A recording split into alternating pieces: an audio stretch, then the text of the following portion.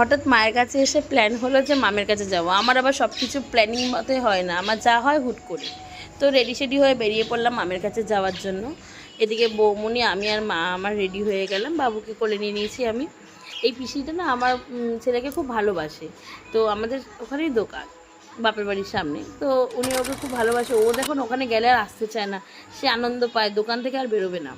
যাই হোক, ওখান থেকে এসে দেখি আমাদের বজরংবলীর মন্দিরটা, সেই বজরংবলী মন্দির থেকে ওকে একটা ঠাকুরের টিপ দিয়ে দিলাম। ঠাকুরের আশীষ ওর সাথে থাকুক, ও যাতে অনেক ভালো মনের মানুষ হতে পারে, বড় হতে পারে। আমার মা ওকে নিয়ে বিটি রোডের দিকে হাঁটা দিচ্ছে, সামনেই বিটি রোড, বেশি দূর নয়। তো আমি বললাম দাও মা, আমাকে দাও, আমি নিচ্ছি, আমি ওকে তো নিয়ে যাই।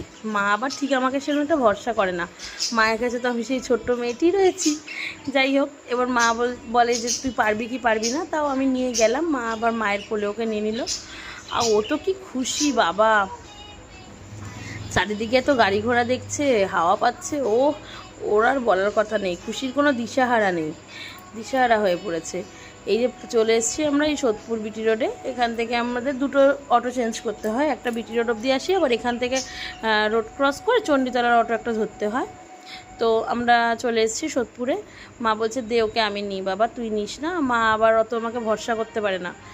হ্যাঁ, তো যাই হোক, মা নিয়ে যাচ্ছে। এখানে আমাদের একটা আচারওয়ালাটা কাকুটাকে আবার এত ভালো লাগে, এত সুন্দর আচার বানায়, বলার কথা না। আমরা নিয়ে নিলাম তেঁতুলের আচার। আর আমার একটুখানি সমস্যা, আমি বেশি টক খাই না এখন, বাবু তো ছোটো, তাই বেশি টক খাই না, ও যেহেতু ব্রেস্ট ফিডিং করছে।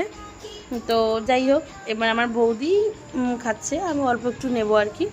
আর মামের জন্য একটু আমশি নিলাম, আমার মামা আবার খুব আমশি ভালো খায়, তার সাথে কালো লবণটা ভালো খায় হচ্ছে আমার বোন, তাই বেশি করে কালো লবণ দিতে বলেছি। ব্যাস, ওখানে দেখছি কী সুন্দর ফুল, তাই ফুলের একটু ক্লিপটা নিয়ে নিলাম আর কি।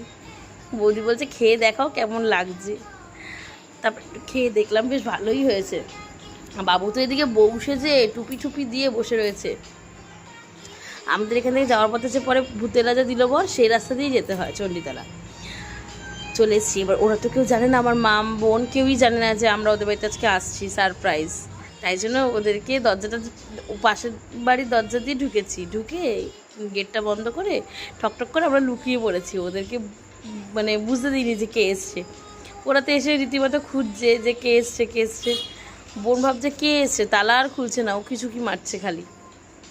তারপর যাই হোক, আমার বৌদিকে দেখে নিয়েছে, দেখে বোন বেরিয়ে পড়েছে। কি খুশি দেখো না ওরা দেখে।